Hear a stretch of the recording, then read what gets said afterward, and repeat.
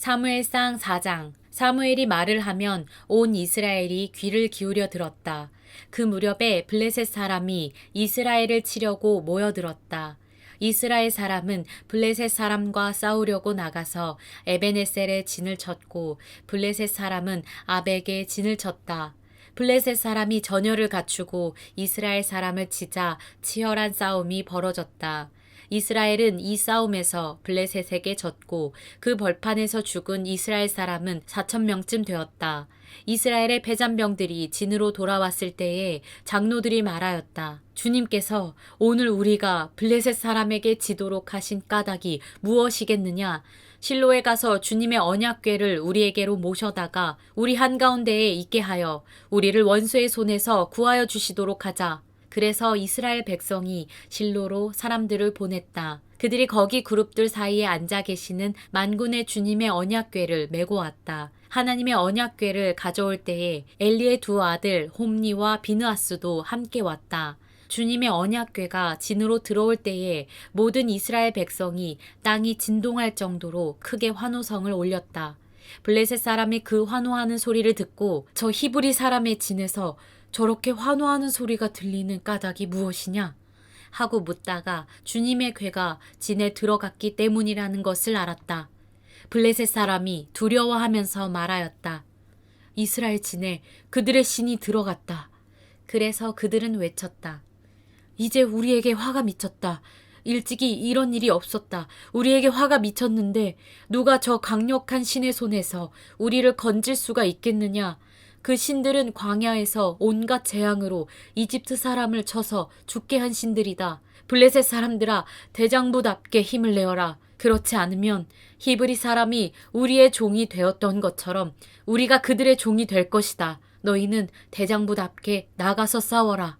그런 다음에 블레셋 사람이 전투에 임하니 이스라엘이 져서 제각기 자기 장막으로 달아났다. 이스라엘은 이때에 아주 크게 져서 보병 3만 명이 죽었다. 하나님의 궤를 빼앗겼고 엘리의 두 아들 홈니와 비느하스도 이때 전사하였다. 어떤 베냐민 사람이 싸움터에서 빠져나와 그날로 실로에 이르렀는데 슬픈 나머지 옷을 찢고 머리에는 티끌을 뒤집어 쓰고 있었다. 그 사람이 왔을 때에 엘리는 길가 의자에 앉아서 길을 내다보면서 마음속으로 하나님의 궤를 걱정하고 있었다. 그 사람이 성읍에 이르러서 소식을 전하니 온 성읍이 두려워하며 슬피 울부짖었다. 엘리가 그 울부짖는 소리를 듣고 물었다. 저 소리가 무슨 소리냐? 그 사람이 급히 달려와서 엘리에게 소식을 전하였다. 그 무렵 엘리는 98살 된 노인으로서 눈이 어두워져서 앞을 거의 볼 수 없었다.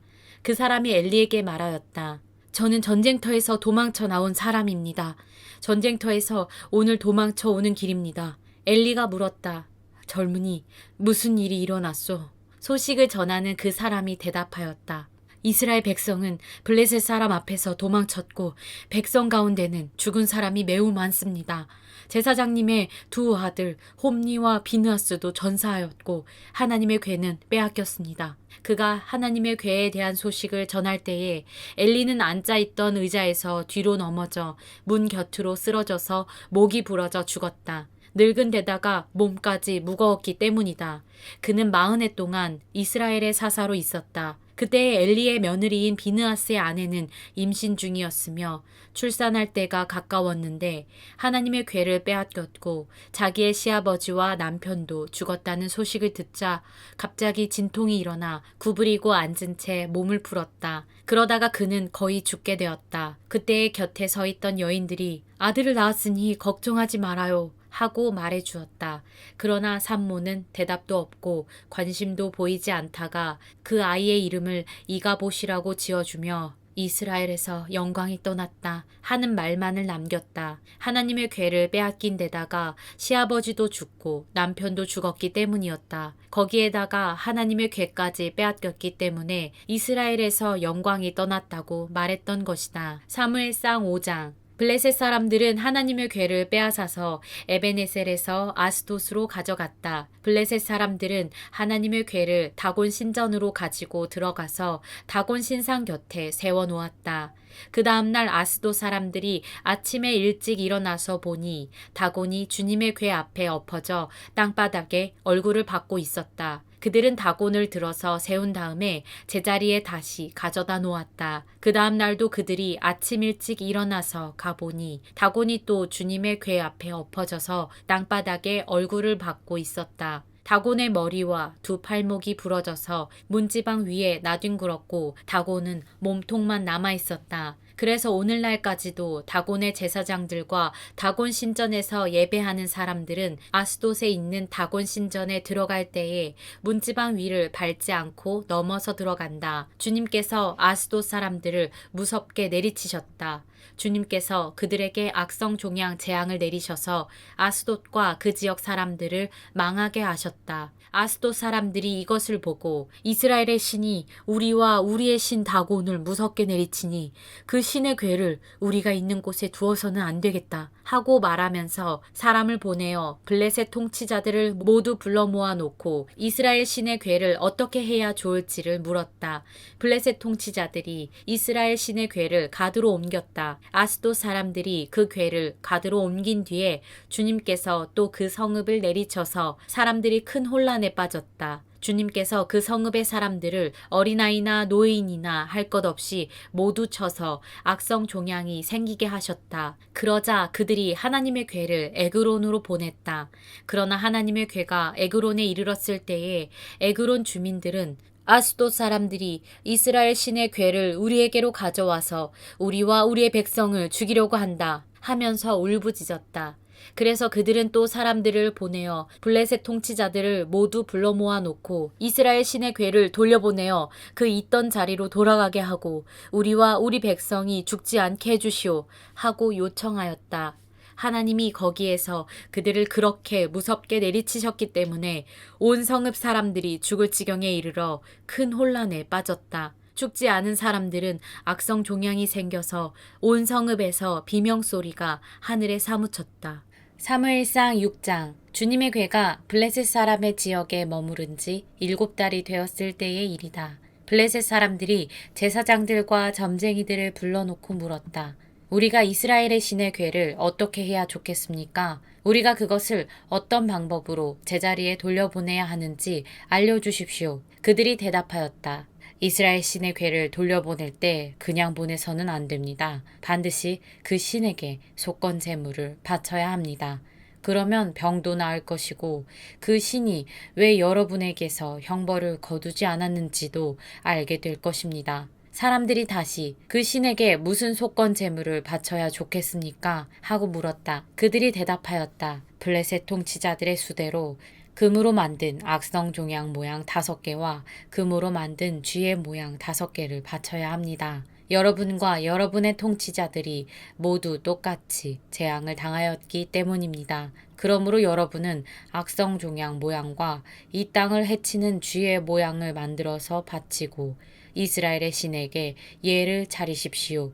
그러면 그분이 혹시 여러분과 여러분의 신과 여러분의 땅을 내리치시던 손을 거두실지도 모릅니다. 왜 여러분은 이집트 백성과 이집트의 왕 바로처럼 고집을 부리려고 합니까? 이집트 사람이 이스라엘 사람을 가게 한 것은 주님께서 그들에게 온갖 재앙을 내리신 뒤가 아니었습니까?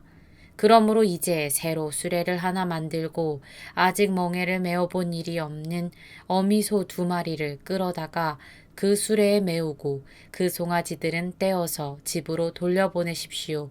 그런 다음에 주님의 궤를 가져다가 그 수레에 싣고 여러분이 궤를 가져온 허물을 벗으려면 속건제물을 보내는 금으로 만든 물건들은 작은 상자에 모두 담아 궤 곁에 두고 그 소 2마리가 가고 싶은 대로 수레를 끌고 가도록 하십시오.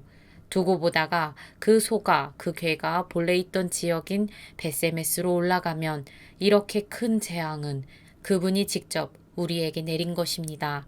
그러나 소가 다른 곳으로 가면 그것은 그분이 우리를 친 것이 아니라 우리가 우연히 그런 재앙을 당한 것임을 알 수 있습니다. 그래서 사람들은 시키는 대로 새끼에게 젖을 빨리는 암소 2마리를 끌어다가 수레를 메우고 그 송아지들은 우리에 가두었다. 수레에는 주님의 궤를 싣고 금쥐와 그들의 악성 종양 모양을 본떠서 만든 물건들도 상자에 담아 실었다. 그 암소들은 벳세메스 쪽으로 가는 길로 곧장 걸어갔다. 그 소들은 큰 길에서 오른쪽으로나 왼쪽으로나 벗어나지 않고 울음소리를 내면서 똑바로 길만 따라서 갔고 그 뒤로 블레셋 통치자들이 벳세메스의 경계까지 따라서 갔다. 그때 벳세메스 사람들은 들에서 밀을 베고 있다가 고개를 들어 궤를 보고는 기뻐하였다. 수레는 벳세메스 사람 여호수아의 밭에 와서 멈추었는데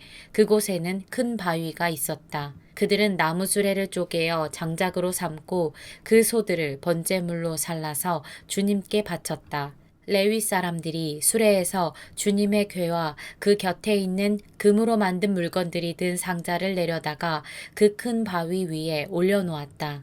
그날 벳세메스 사람들은 주님께 번제물을 바치고 다른 제물도 바쳤다. 블레셋의 5 통치자들도 이것을 다 보고 나서 그날로 에그론으로 돌아갔다. 블레셋 사람들이 주님께 속건 제물로 바친 악성 종양 모양의 금덩이들은 아스돗 몫으로 하나, 가사 몫으로 하나, 아스글론 몫으로 하나, 가드 몫으로 하나, 에그론 몫으로 하나였다. 금쥐도 바쳤는데 그 수는 요새화된 성읍과 성곽이 없는 마을 곧 5 통치자가 다스리던 블레셋의 모든 성읍의 수와 같았다. 사람들이 주님의 궤를 올려놓았던 그 큰 바위, 곧 벳세메스 사람 여호수아의 밭에 있던 그 큰 바위는 오늘날까지도 거기에 그대로 있다. 그때의 벳세메스 사람들이 주님의 궤 속을 들여다보았기 때문에 주님께서는 그 백성 가운데서 57,000명이나 쳐서 죽이셨다. 주님께서 그 백성을 그렇게 크게 치셨기 때문에 그들은 슬피 울었다. 벳세메스 사람들이 말하였다. 이렇게 거룩하신 주 하나님을 누가 감히 모실 수 있겠는가? 이 궤를 어디로 보내어 우리에게서 떠나가게 할까? 그들은 기럇 여아림 주민들에게 전령들을 보내어 블레셋 사람들이 주님의 궤를 돌려보냈으니 내려와서 가지고 가라고 하였다.